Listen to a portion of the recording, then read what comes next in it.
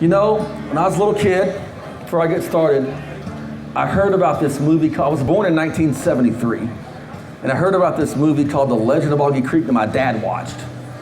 And I was about 5 years old. He told me about it. He told me about the dudes on the toilet, and you know, like the hand comes through the window, you know, and yeah. I can give spoilers on Boggy Creek, right? And I ended up going getting surgery when I was 6 years old at Texas Children's Hospital, and they said coming in 30 minutes. And as a movie's coming on cable, big deal in 1979. And The Legend of Boggy Creek was playing on cable. And I got to watch half the movie before I got wheeled in. And I got about to the part where they were like, the Bigfoot was shaking the trailer. And that got me hooked. So to be here, if you had told me when I was 5 or 6 years old that one day I would be speaking as a guest at the 50th anniversary celebration of The Legend of Boggy Creek, I'd have probably said you're crazy. So it's an honor and privilege to be here, and we're gonna get rolling right here. 21 years ago, I came to Falco, Arkansas for the first time, me and my dad. I had met a gentleman named Smokey Crabtree, who was very deeply involved in all this Legend of Boggy Creek stuff. And he had me over to his house. And he said, Chester, I want to take you out to where they filmed one of the scenes in the movie. And I go out there. You know, Smokey wasn't the biggest guy. Smokey's about that tall. So Smokey goes out there and he puts on a .357 Magnum with like an 8-inch barrel. And he looks at me, he said, Chester, this gun ain't for the monster, it's for the people down here. Now, I immediately, being from Texas and having watched many scary films, went to that guy from Deliverance. I'm not squealing like a pig. I ain't going out like that. This ain't Ned Beatty, baby. I'm fighting back. But then, I went to something else. Something real. Now, that's from the movie The Town That Dreaded Sundown, about some very real things that happened about 20 miles that direction. So, I've had many crazy adventures in my wildlife journalism life. And a lot of them have ended up running into things I didn't want to know existed. Has anyone ever ran into anything you thought, maybe I didn't need to know that was out there? Anybody ever seen that or come across that? Yeah, well, some of y'all have your hand kind of like that, you know, I get that. So, I'm at a conference about 5 years ago, and someone asked me, hey Chester, what is the most dangerous thing in the woods? I just got through talking about hogs. So they're thinking I'm gonna say hogs or bears or snakes, and without even thinking or blinking, I said, people. Let me tell you something, there ain't nothing more dangerous in the woods than a human being. You know, because not everyone's out there to have fun. Not everyone's out there to collect evidence. There are people with nefarious things, and I'm not here to scare you. I'm here to inform you and hopefully inspire you to be part of what you're doing at a safer level, because I am a journalist. That's what I do. I investigate. My whole career, it's my 30th year as a wildlife. I started when I was 19 years old. I'll be 49 in October. My 30th year as a wildlife journalist, and I've dug into many, many stories. And when you get to the bottom of some of these stories, there's some really creepy stuff. You might know who that guy is? Yeah, everybody knows the face of that monster. His name, of course, is Ted Bundy. And this is the second rung on the ladder that's being built. A friend of mine goes hunting right maybe a year after the revelation that I thought, oh my God, the most dangerous thing in the woods is people. He texts me, he hunts way, way off trail in national forests in Utah. And I wish I still had this picture, but he's way, way off trail, and he takes a picture. When he gets back into cell range, he texts me, it's a tree carving, it's barely written negligible, but it said Ted Bundy, 1974. Ted Bundy killed 8 women in Utah that we know of, hid in a national forest. And if you were to make a fake Bundy carving, you wouldn't do it where no one would see it. So it made me think something. Bundy tricked women by having injuries. Oh, will you come help me? I can't do this. Would we be mentally prepared, physically prepared, if we come across that? Now, in hindsight, we know he was evil, but he didn't always look that way. Evil doesn't always have a mask, doesn't always have demon-looking eyes. But often, evil finds its way, unfortunately, into our great outdoors. And I find myself in crazy locations all the time. This is in a national forest in East Texas. And I think a lot about my safety and things I come across. I find myself out in places in the West. So I'm debuting a new media platform, a new podcast, a new blog called Dark Outdoors. And if you sign up for that list, you'll get all the updates and all that kind of stuff. And the mission is to shine light into the dark outdoors. Tell what's really going on in the wilds of America. Not only with human dangers, dangerous animals, crazy weather conditions, stuff the media is not reporting on in the correct way. As I dig, I am mind-boggled by the things I don't see. Even in outdoors media coverage, it's really going on. Little local mentions, a little local website or a magazine will have something, but it's, oh my God, this should be a national headline. No one's talking about it. So, anybody notice that? There's got to be someone in this room that notices that. That's Jason's shack from Friday the 13th, part 2. Okay? I put that on there for 2 reasons. The first one is, I find myself in East Texas about 4 years ago, it was a dark time in life, just a lot of crazy stuff going on, and I couldn't sleep, and that's rare for me. So I got up early and drove up into the big thicket. And I just got my camera, and I'm gonna go explore and shoot pictures of what I see. Well, I went to an area I've been to 100 times, but I went a direction I never went. And always go by your gut. The creek was almost dry, and the only people I've ever encountered there fished one side of the creek, but this side only had about 6 inches of water. Yet I'm seeing footprints. I'm like, why is someone going back and forth in here on this land? So I keep walking, and I see a shack that looks a little bit like that. Now, we have 2 options here. Jason Voorhees is real. Not good, okay? Or it's a meth lab, and I know exactly that's what it was. So, have you ever seen, like in Star Wars, when like Han Solo would hit the button on the hyperdrive, and the lights would shine in like hyperdrive? That was how I ran out of there. Because I'm at a dead end. The only way in and out of where I'm going is where I'm at. If someone were to come check their lab or whatever, they're gonna know I was there. So I got out of there by the grace of God and thinking it might be better if it is Jason. You know what I mean? Because I could do a Jedi mind trick on him anyway, you know? But that was a real thing. Now, I thought about turning that guy into the police. Small town America. Might be Cousin Earl's stash.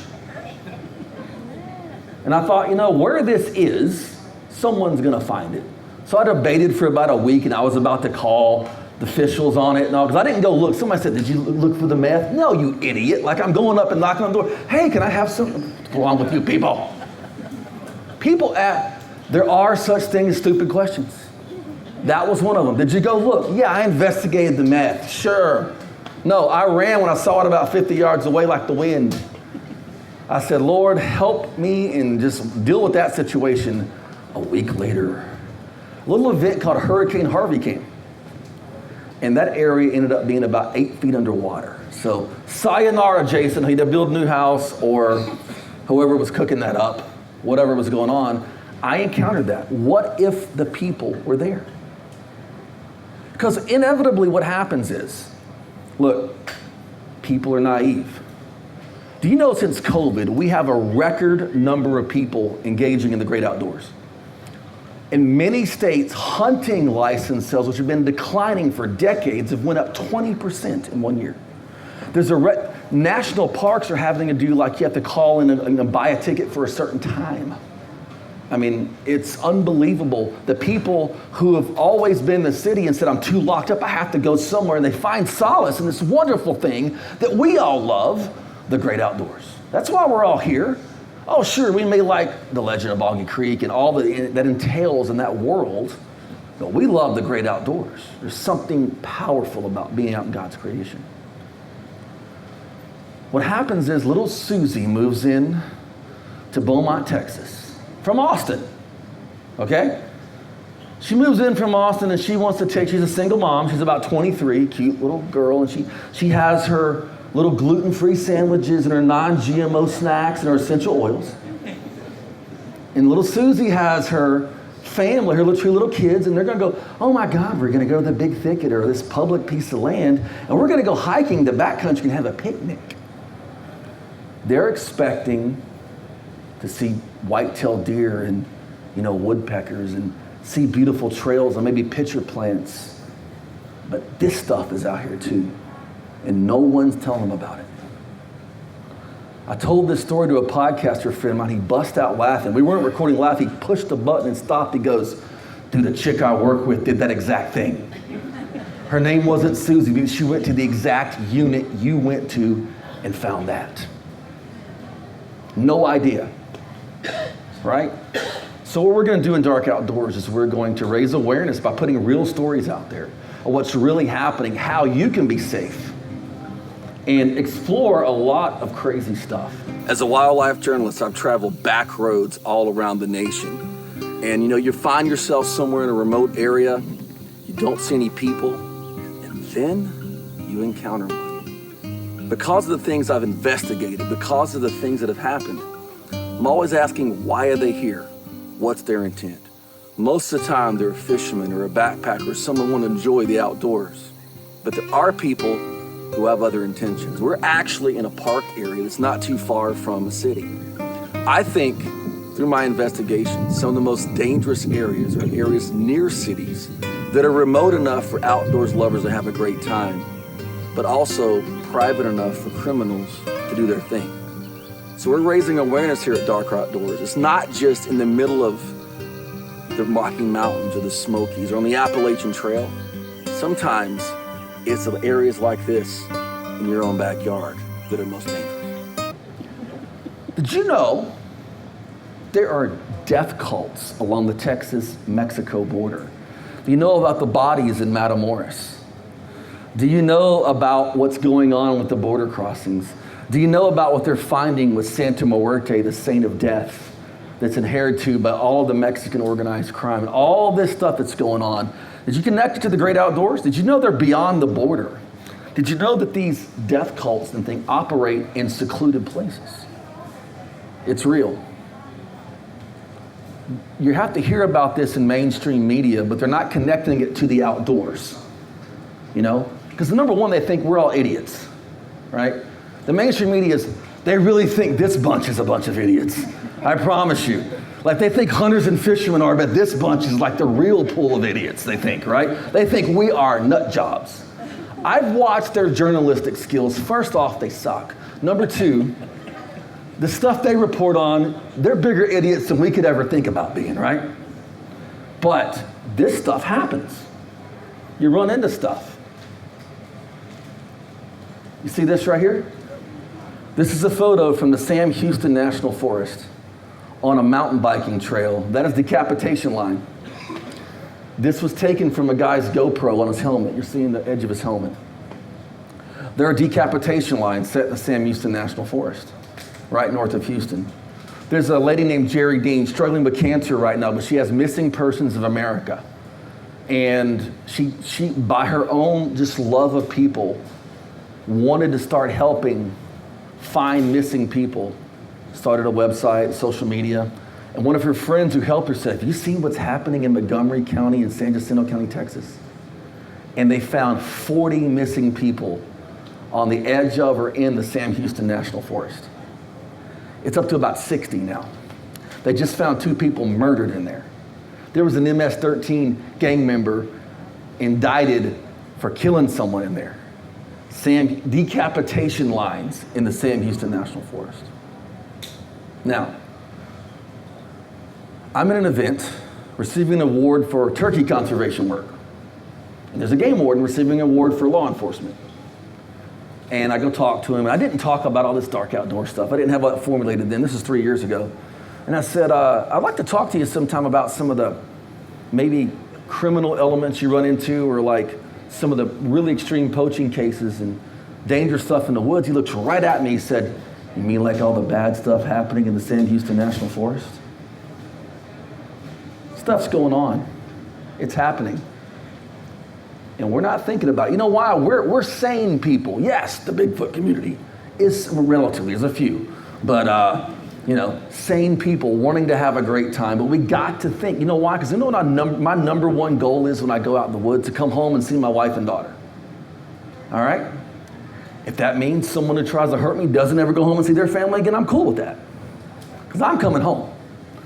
That's the goal. But we have to be informed. We got to think. We got to think differently about some of this stuff. And that's really important thing.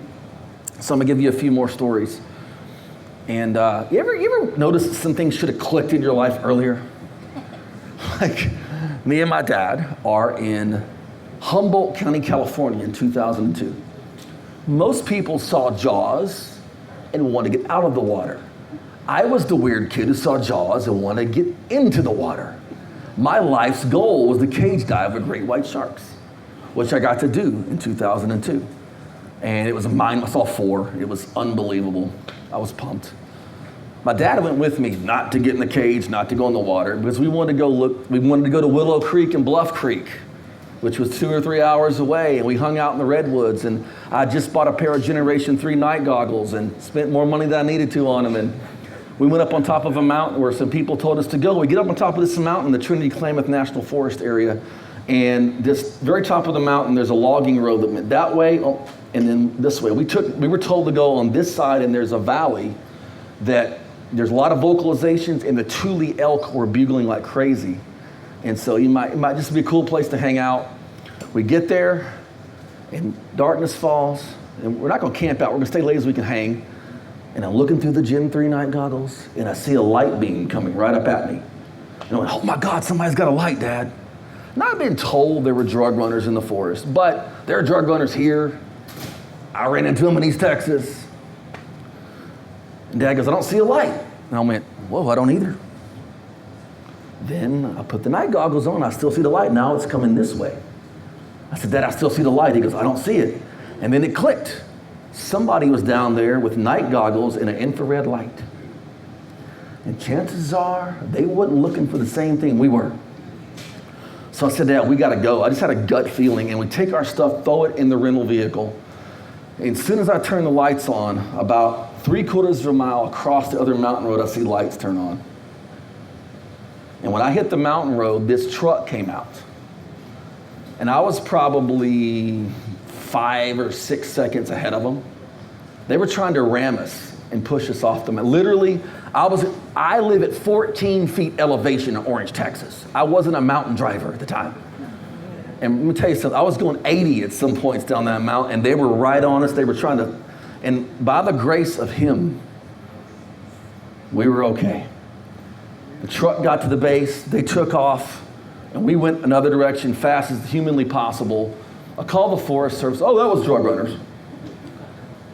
Oh, that nonchalant, like that was drug runners. Can you put a sign, warning, drug runners? And they're like, well, make sure and carry a gun next time. So fast forward, I'm at the National Wild Turkey Federation convention in Memphis in 2020, 2 weeks before the closure of COVID.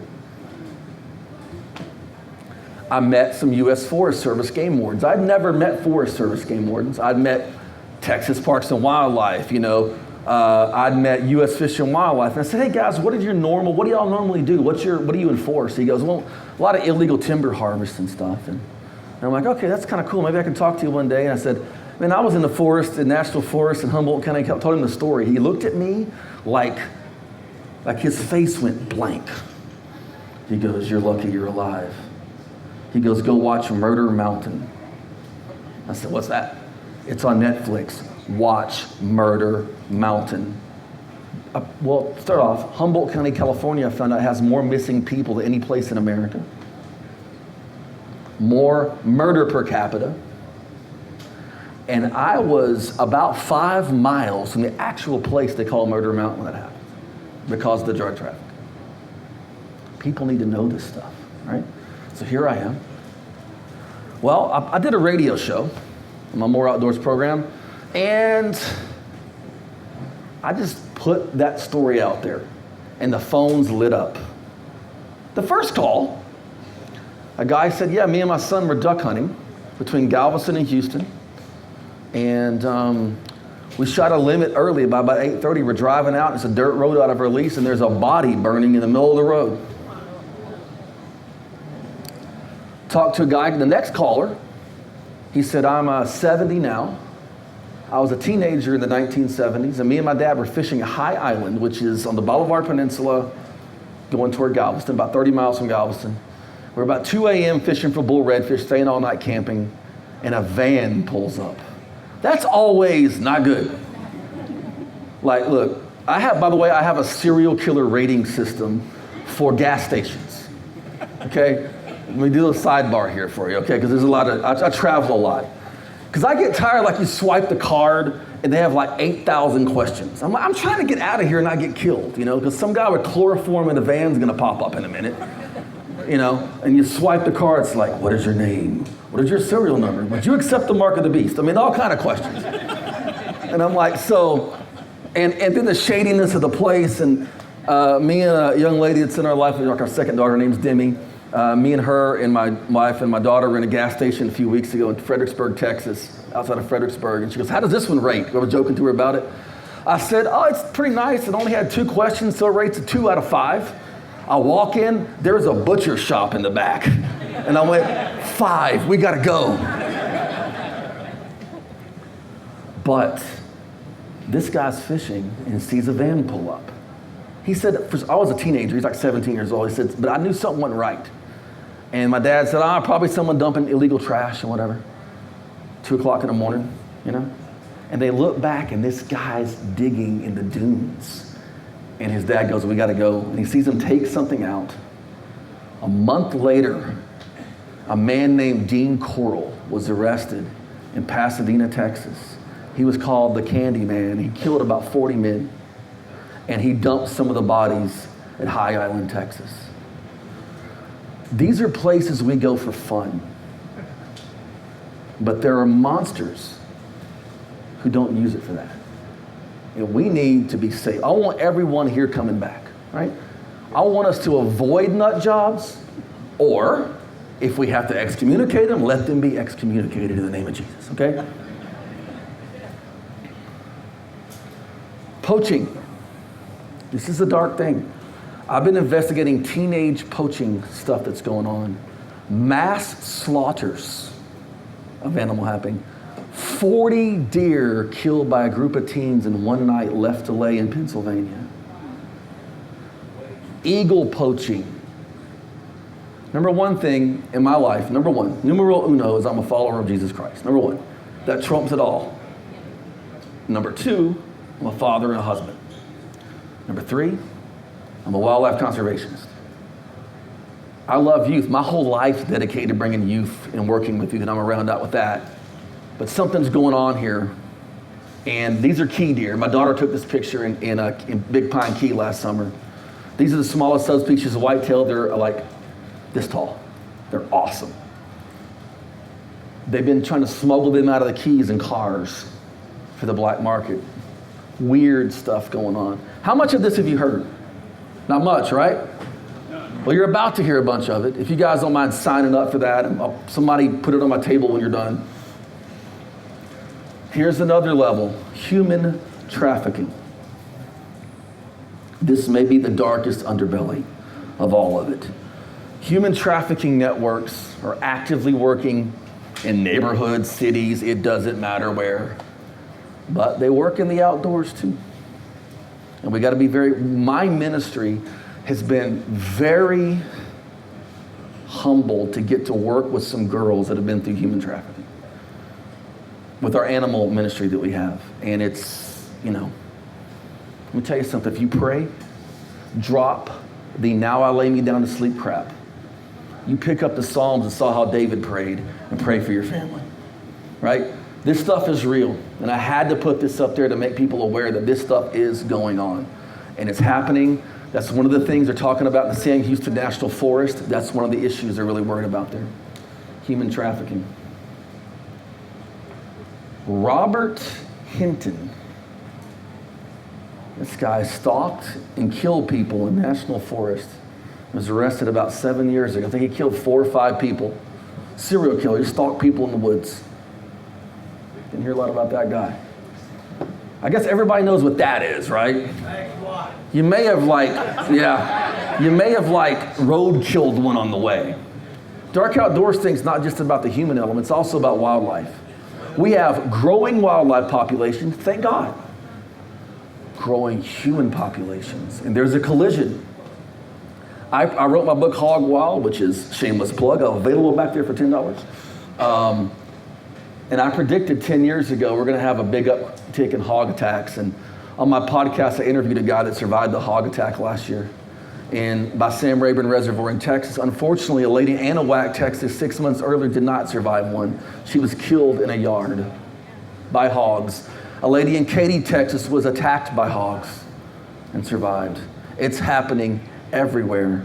And we're doing a whole program on how to avoid being attacked by hogs. That's coming up. That's one of the things we're doing.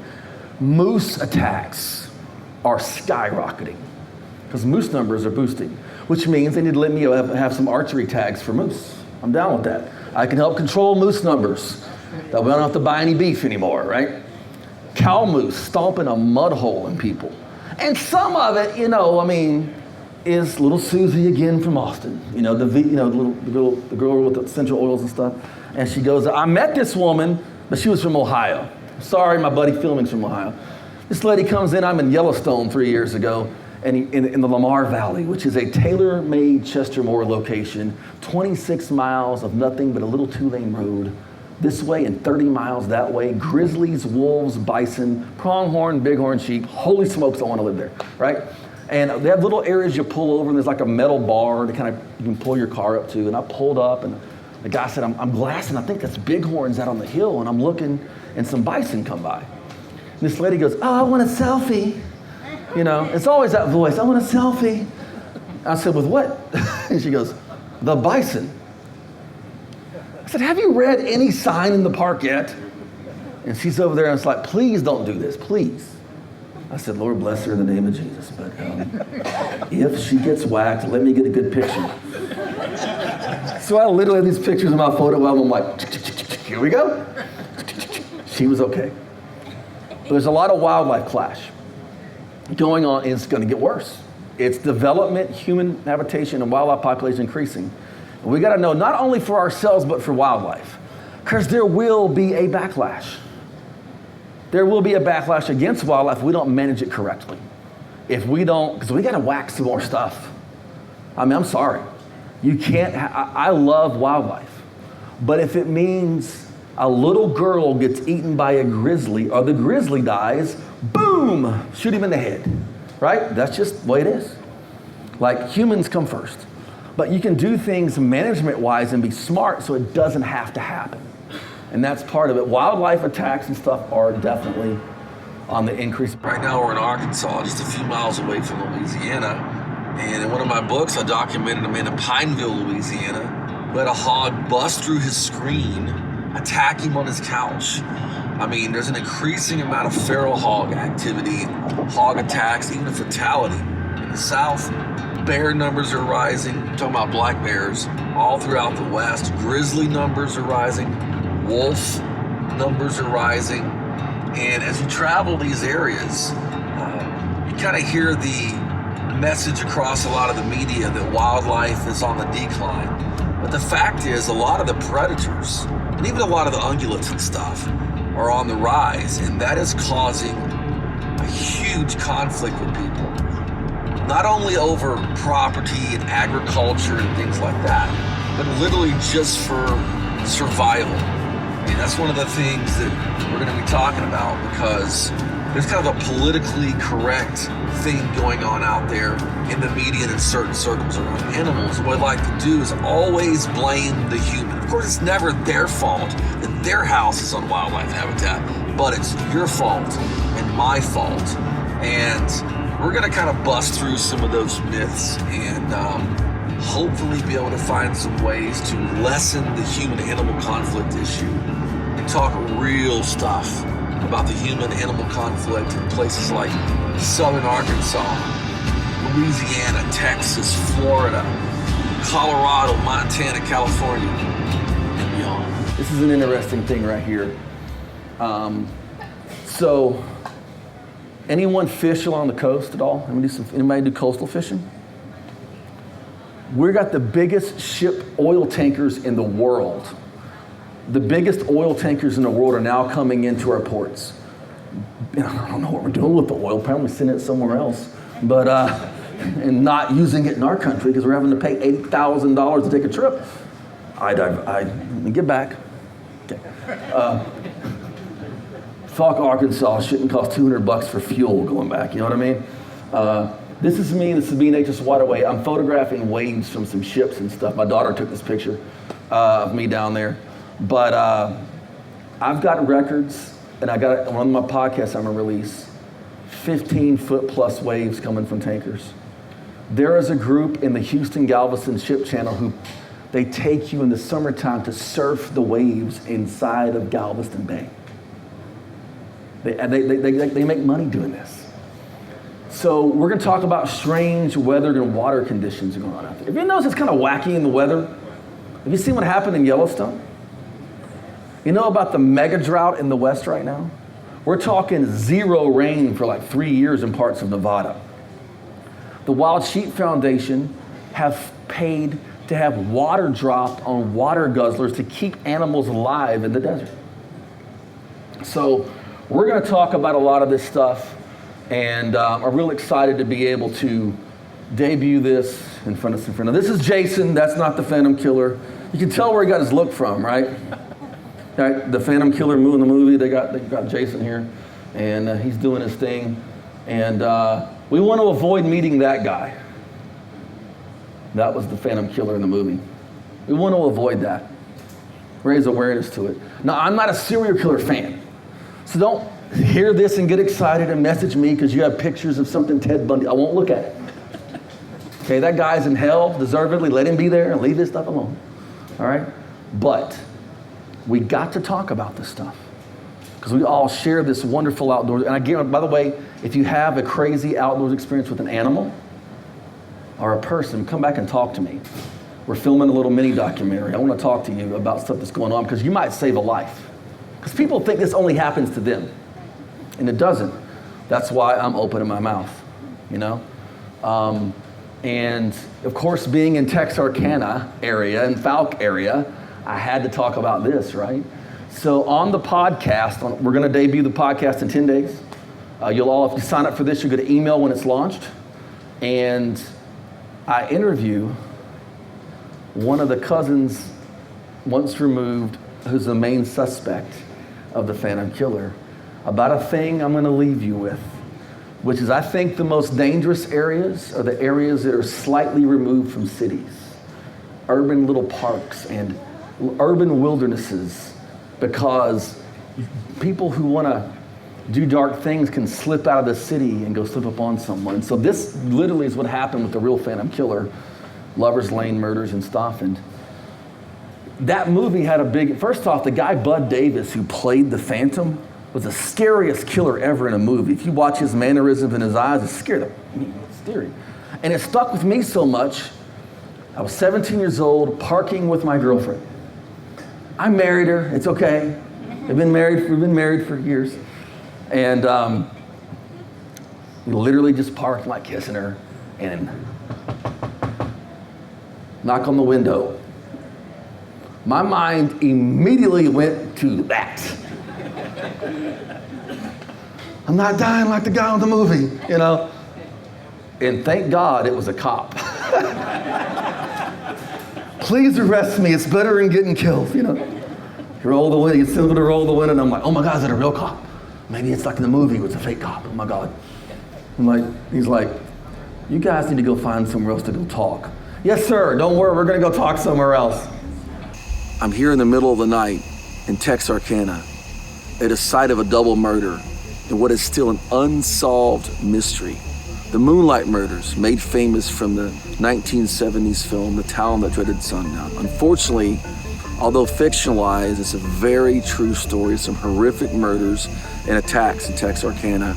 I'm sure it looked a little bit different back in the 1940s, but it still has a very remote feel for an area right around the city. And the reason we're here is not to bring glory or fame to a murderer, but to raise awareness that a lot of these areas that have a sort of a wilderness feel around the city are places criminals like to hang out. And you're not seeing a lot of that in the media, but it's true. We don't want to scare you away, but raise awareness. And at some point, right not too far from where I'm standing, a young couple was taken out of their vehicle and murdered. I want you to think about this when you come to these areas. If you have a gut feeling not to go, don't go. Don't be afraid, be aware. Because places like this can be places where predators go hunting. You know, we had all these movies over the years that had an indelible impact on it. One of them for me was Grizzly. Remember Grizzly? They used to always come on like movie of the week on like ABC back in the day. And by the way, that was a big grizzly, right? But you know, nature does have a dark side. And our goal is to shine the light in it. Because what happens is there's a lot of PC stuff. We can't talk about, you can't mention that an animal kills someone. People might not like the animal. You can't judge a serial killer. He was beaten as a child. Somebody didn't beat him enough and should have made some sense into him. Look, guys, we got to be smart. We got to be focused. We're going to have safety stuff. We're going to have awareness raising. We're going to talk about locations that are dangerous. We're going to have experts on. We're going to have blogs you can subscribe to. We're going to have the podcast. We're going to have fun. We're going to talk about crazy. Look, admit it, we all like to talk about wildlife that eats people. Like that's kind of fun. So we're going to have shark attack stuff. I mean, it's going to be epic. And I wanted to debut it here at my friend Craig Woolheater's awesome event with my other friends that I've talked about here, and my friends the Jurassics, my buddy Paul here, and all of you. And thank you for this. I'm gonna have 5-minute spiel and I'm out of here, right? I'm gonna be over there. But I want to talk to you what's really important to me, okay? I'm here on behalf of Higher Calling Wildlife. It's an outreach of our ministry. So me and my wife have a small zoological facility. And our mission is to bring the love of Christ to hurting children through wildlife encounters. We have about 40 species of small exotics. We work with kids who have been in the foster system, sexually, physically abused, neglected, lost parents, terminal illness. And our main program is called Wild Wishes, and that specifically grants wildlife encounters for kids with a terminal illness or loss of a parent or a sibling. I'm happy to report we just granted our 170th Wild Wish. And it's a real honor to do that. We're working more, and that's something else you guys can help me with. My buddy Lyle back there, along with Shelly, Montana, 3 years ago, we held a mini Bigfoot conference for some families in the program. Set up at a hotel in Texarkana. Me and Lyle and Shelly did presentations just for the kid and their few families. Took them out here, went to the monster. We're gonna do something, Lyle said he'd do something like that for me up in the future. If you know of a kid that we can help. The Higher Calling Wildlife branch, that is to mentor some of the teens to become wildlife conservationists. I'm not one of these guys that, oh, this generation's crazy. Well, you raised them, you idiots, okay? I'm someone that says, let's shine a light, right? Let's shine a light in the darkness of this dark outdoor. Let's shine a light. If there are problems with teens and poaching and wildlife, let's figure it out and get them on the right path. And that's really what we do. That's what we're about. That's the point. Because I was at a dark place in my life 19 years ago. I was in a nightclub. Saw a band called Stryper that hadn't played in 12. I never got to see Stryper when I was younger. They broke up before I got to see them. They played a reunion tour in 2003. It's the darkest point of my life. Singer Michael Sweet, at the end of that set, raised his hand and said, if anyone gives their life to Jesus Christ or back, raise your hand. And I raised my hand that night. And that began a healing part of my life. And then a few years later, me and my wife adopted a little girl from China. She's going to be 16 next week. She wasn't supposed to walk. She wasn't supposed to talk. She had cerebral palsy. We took her home, and she weighed 16 pounds, 2 years old, never eaten solid food. Got her prayed for, and she stood up and walked. She hadn't shut up since. So what happened there is a beauty I can't unsee. I don't deserve it, but I'm happy to be here and represent it. And hopefully, collectively, we can find some kids here from this room that you know that may need a touch of that, and in a fun way with wildlife. And hopefully, through this new Dark Outdoors media platform, we can keep us all safe and let us all come home to see our families again. So I'm gonna leave you with my advice before you go into the great outdoors. Pray, prepare, and by all means, pack heat. God bless you guys. See y'all.